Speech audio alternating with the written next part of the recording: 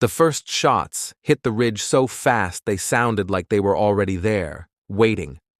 Marcus Luttrell was moving uphill with 3 other SEALs, boots slipping on loose rock under the trees, rifles up, eyes scanning for movement that didn't belong.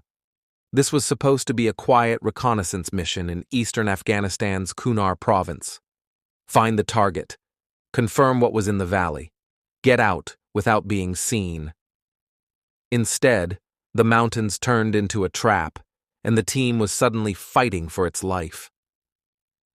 In June 2005, U.S. forces planned Operation Red Wings to track a Taliban commander believed to be operating around the village of Sabray.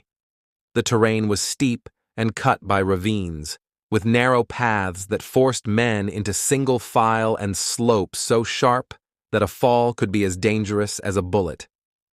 Luttrell, Lieutenant Michael Murphy, Danny Dietz, and Matt Axelson were inserted by helicopter at night. They carried heavy packs, extra ammunition, limited water, and communications gear they already knew might be unreliable once the mountains swallowed the signal. Their job was to observe, not to initiate a fight. They chose a position with concealment and a view of likely movement routes. Hours later, after daylight, the concealment broke in the most unpredictable way. Local goat herders came up the slope and walked straight into their hide. It wasn't a patrol. It was civilians who could go back down the mountain and tell anyone they met that Americans were on the ridge. The SEALs restrained the men and argued in low voices about what to do. Detaining civilians would violate their rules and turn the mission into something else. Killing them was unthinkable. Releasing them meant risking compromise, but it was the only choice they could live with. They cut the men loose and watched them disappear downhill. Then they moved, trying to rebuild cover that was already gone. Not long after, they heard it.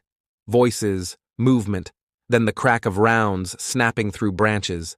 Fighters began to appear on the slopes, using the high ground and the trees to close in. The team returned fire and started moving downhill, pulling gear through brush and rock, trying to avoid being pinned. Dietz was hit early and badly.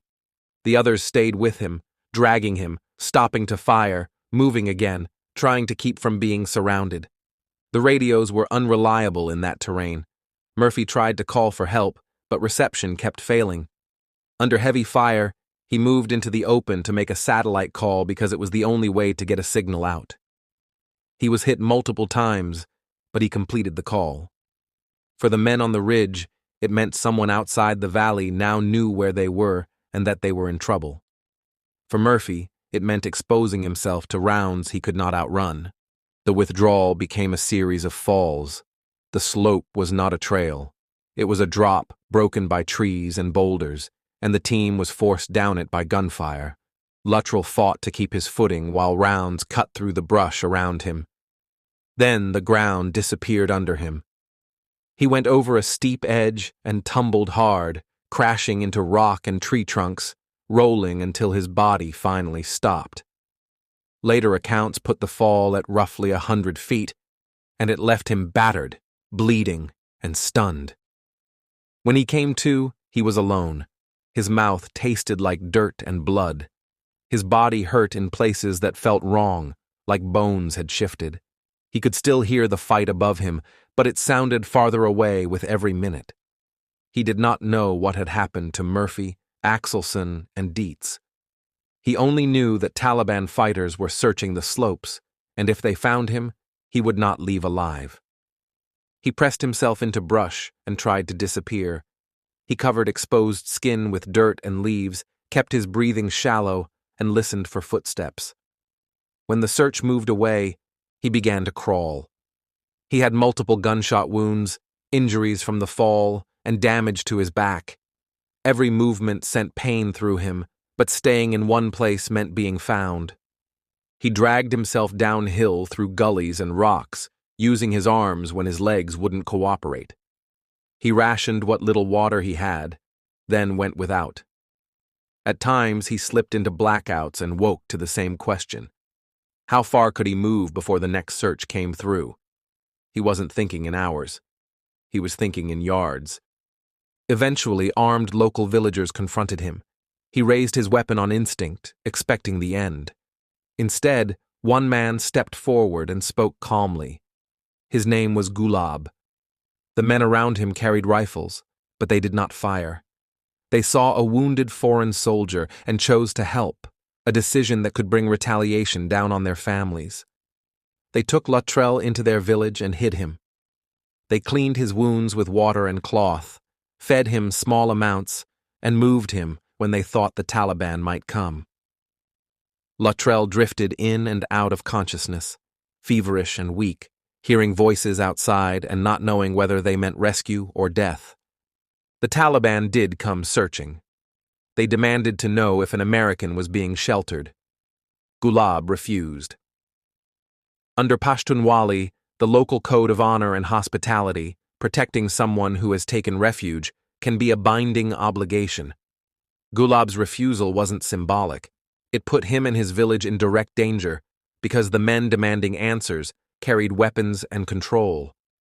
Gulab also worked to get a message out to U.S. forces. He sent a man through the area to make contact, a risky trip in country where a wrong encounter could mean execution. Meanwhile, American forces searched the mountains. A rescue attempt was launched, and during that effort a helicopter was shot down, killing more Americans. The fighting in that valley took lives beyond the 4 men inserted, turning one compromised reconnaissance mission into a larger tragedy. When U.S. troops finally reached the area, they approached carefully, trying to avoid harming the civilians who had protected him. Luttrell was identified and secured. By then, he was barely functioning, his body worn down by gunshots, the fall, dehydration, and infection. He was evacuated and flown to medical care, the lone survivor of his team. 19 Americans died in the operation and the rescue attempt. For the families, the loss was immediate and permanent.